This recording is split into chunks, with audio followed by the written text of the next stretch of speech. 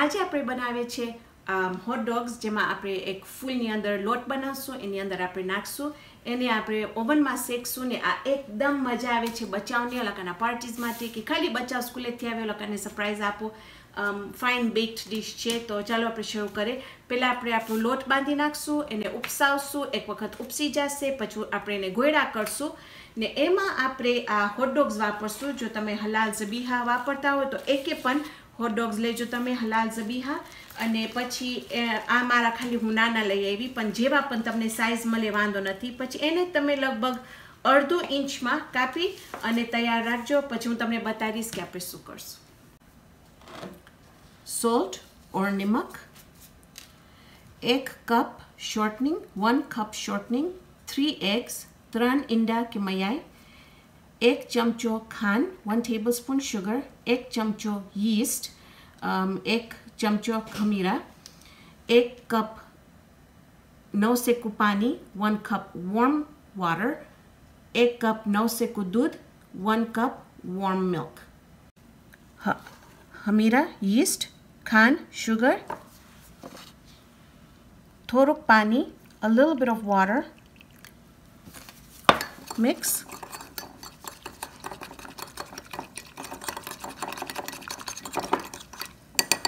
Keep aside, કાં તો બાજુમાં રાખી દેજો, આપણને પછી કામ આવશે. We're going to use this for later.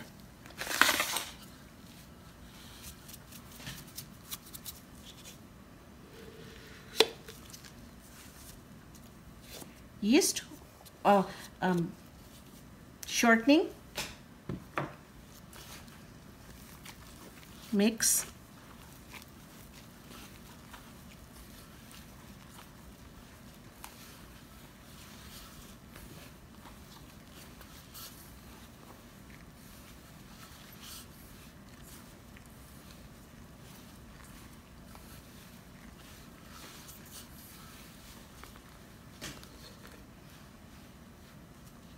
Eggs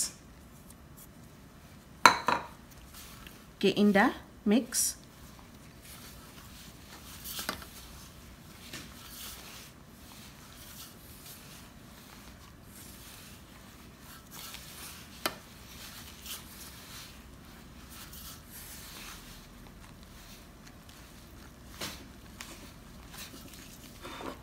दूध और मिल्क,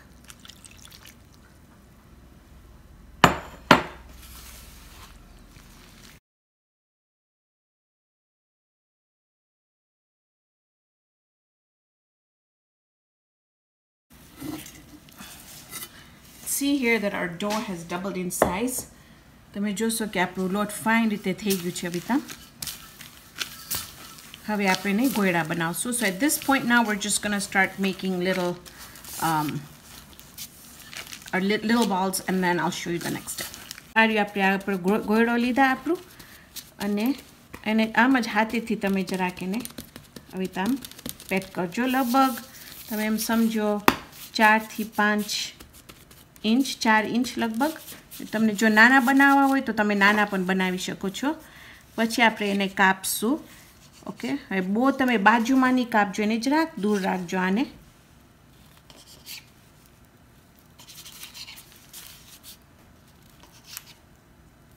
ઓકે, હવે આપણે એને ફરાવી ને એક ઠંડો કરશું વચમાં.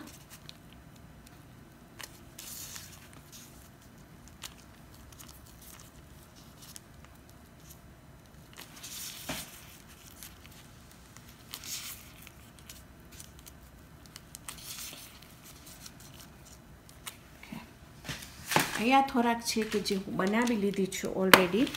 તો તમને કાંઈક ખપશે આવું કાંઈક ફ્લેટ ને ઉપાડી, જેટલું તમે આમ ઉપાડી શકો એને. પછી આપણે એને ટ્રેમાં રાખશું. એક વખત ટ્રેમાં આવી જશે પછી તમે એને ફાઇન રીતે આમ રાખી શકશો. ઓકે, પછી આપણે જે ઠંડા કર્યા છે ને, હવે આપણા કાપેલા જે હોટ ડોગ્સ છે અહીંયા, કદાચ તમને એને વધારે કાપવું ખપે વચમાં, ડિપેન્ડિંગ કે કેટલું છે. પછી આપણે આવીને આવી આમ વચમાં બધી બાજુ એના પાંદડા ઉપર નાખી દઈશું હોટ ડોગનું પીસ.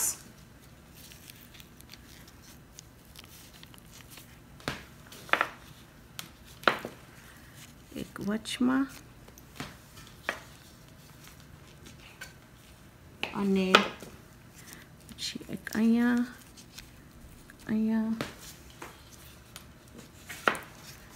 એક અહીંયા. ઓકે, હવે પછી આવીને તમે એક આમ ખાલી એને પિંચ કરજો આવી રીતે,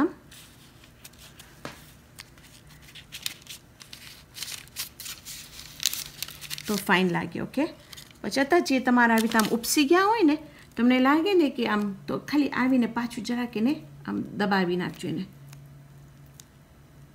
ઓકે, પછી આપણે લેશું આપણું ઈંડું કે મયાઈ, એ આપણે એના ઉપર નાખી દઈશું. પછી જો તમને સજાવવા માટે એની ઉપર તલ, કાળા તલ છે, ધોરા તલ છે, સૂકી કોથમીરી છે, તમને જે નાખવો હોય, તો તમને પેપ્રિકા છાંટવું હોય કે જે તમને કરવું હોય તમે કરી શકો છો એના ઉપર. ઓકે, તો હવે આ જશે ઓવનમાં 400 ડિગ્રી ઉપર. તમને આવીને કહીશ કે કેટલી વાર લાગી આ હોટડોગ્સ થાય. જ્યાર સુધી આપણા જે સોસેજ ફ્લાવર્સ ઓવનમાં છે ત્યાર સુધી આપણે એક સોસ બનાવશું, કારણ કે સોસ વગર મજા નહીં આવે. તો ચાલો આપણે એક સિમ્પલ સોસ બનાવશું. એના માટે આપણને ખપશે 2 tablespoons ઓફ કેચઅપ, 2 ચમચા કેચઅપ,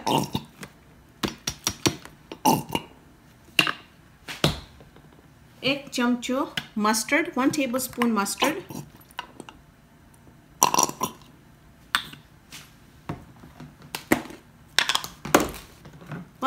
3 tablespoons of mayonnaise, 3 ચમચા mayonnaise,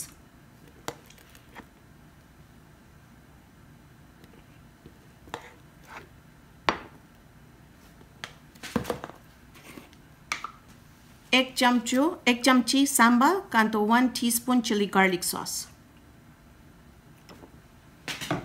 મિક્સ.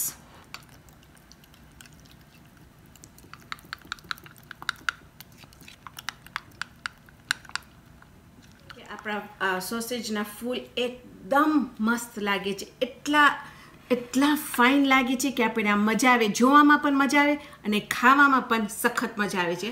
અહીંયા છે આપણું સોસ જે આપણે બનાવ્યા છે.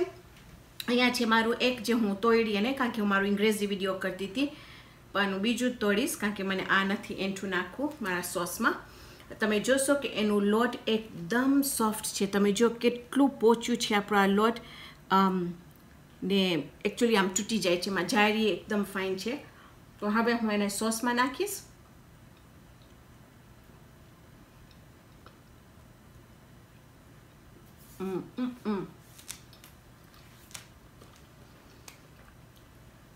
મારો અંગ્રેજીનો વિડીયો કરી એમાં પણ હું કીધી ને આમાંય તમને કહું છું કે ખાલી ફાઇન નથી લાગતું જોવામાં, પણ એનો સ્વાદ એકદમ મસ્ત છે. તો પ્લીઝ તમે ટ્રાય કરજો.